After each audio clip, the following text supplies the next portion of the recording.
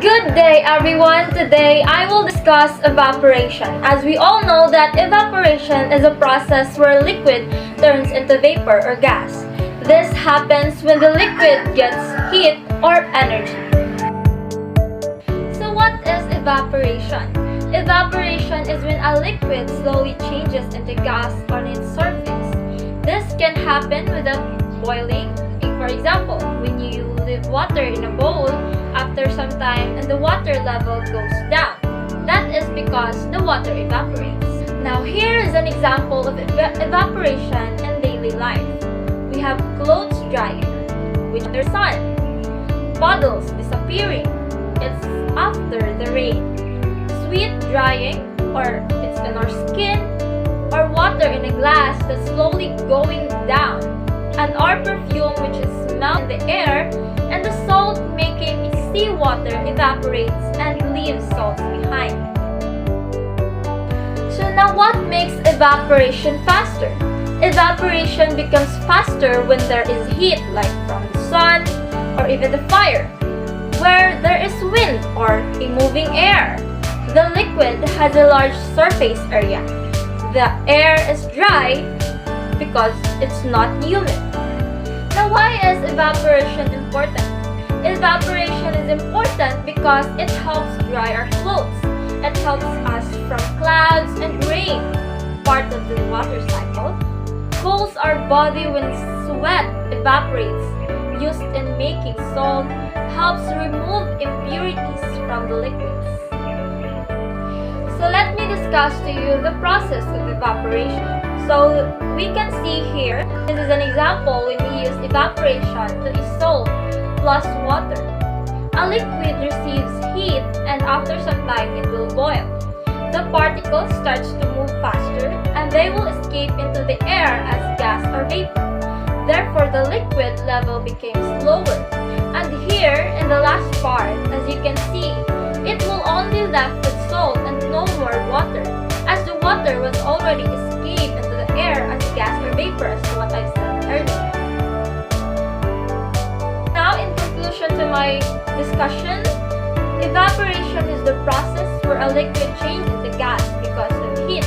It is an important part of nature and our daily life. Hello guys, I'm Polondoy from Group 5 and today we're going to talk about the separation technique. But we're going to focus on decantation. So what is decantation?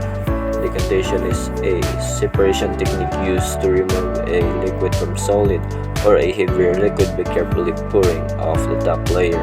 I think it's clear that decantation was used to separate heavier liquid or solid by carefully pouring the top layer and the basis of separation difference in density and particle settling. So it won't work if both liquid has the same density. The process allows the mixture to stand undisturbed. Solid particles or heavier liquid settle at the bottom. Gently pour the clear liquid into another container. So as you can see in the picture, that's how decantation works. The common uses of decantation was to separate sand from water, remove water from cooked rice, and separate oil from water when decanting to remove sediments. And the advantages of using this technique was simple and cost effective, no need for special equipment, quick for mixture with large heavy particles. But there's a disadvantage: not suitable for mixture with very small or light particles. So as I said earlier, same density is not applicable. Separation is not completely precise. Since it's only decantation, it's not a purification. And the related method of decantation was sedimentation, filtration, and centrifugation. And that's all. Thank you. So hello everyone. So I will discuss what is distillation. So distillation is a separation technique used to separate liquids based on their boiling points. So it means when two liquids are mixed together and they boil at different temperatures, we can heat them and separate them one by one. So next is how distillation works. So distillation have three main steps. So the first step is heating, second step is cooling, and third step is condensing. So the first step is heating. We heat the liquid mixture, and the liquid with the lower boiling point will turn into vapor first. And second is cooling. So the second step, the vapor then goes through a tube where it cools down. And the last one is condensing. So condensing, the cold vapor turned back into a liquid, and this liquid is collected in another container. And the new liquid is called distillated. Another example of that is, imagine you have dirty water with salt in it, and you want to get a clean water only. So the first thing you do, or the first step you do, is you heat the dirty water. Second is the water turns into steam, or because the water is boiling. So the third one is the salt stays behind because it cannot evaporate. And the last one is the steam moves to the cooler place and turns back into a clean water. So the result of that is, in the first container, the salt is left, and the second container, clean water is collected. So distillation is like boiling water, catching the steam, and turning it back into clean water. So to summarize it, so distillation separates liquid using boiling and cooling. So the liquid that boils first becomes vapor, and the vapor is cooled and collected as a pure liquid. And distillation is used in water purification, alcohol production, oil industry, and more. Hello everyone, today I will explain filtration. What is filtration? Filtration is a process that removes solid particles from a liquid or gas by using a filter. It helps make water and other materials clean and safe. Filtration is a method where a mixture passes through a filter material like filter paper. The solid particles stay on the filter and the clean liquid passes through. Now, how do we fold filter paper properly? First is you fold it into halves. Second is fold it into quarters. And lastly, open it in a cone shape. How do filtration work? These are the simple steps. First step is prepare the filter paper. Second, place it in a funnel. Third, pour the mixture slowly. Fourth, the solid particles stay on the filter and we call it residue. And lastly, it drips down into the container or a beaker, and that liquid we call it filtrate. Why is filtration important? Filtration is important because it first removes dirt and impurities. Second, makes safe to drink. Third, helps in cooking like filtering coffee or tea. Fourth, used in science experiments to separate liquid and solid. In conclusion, to summarize, filtration is a simple but very useful process that helps remove solid particles from liquids or gases. It keeps our water, air, and food clean and safe. So, good evening ma'am, good evening everyone. I am here to discuss to you all about chromatography. So, let's start. So, what is chromatography?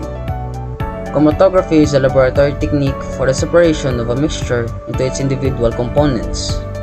The mixture is dissolved in a fluid, gas, or liquid called the mobile phase.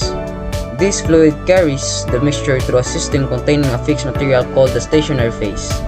Different components travel at different speeds, causing them to separate.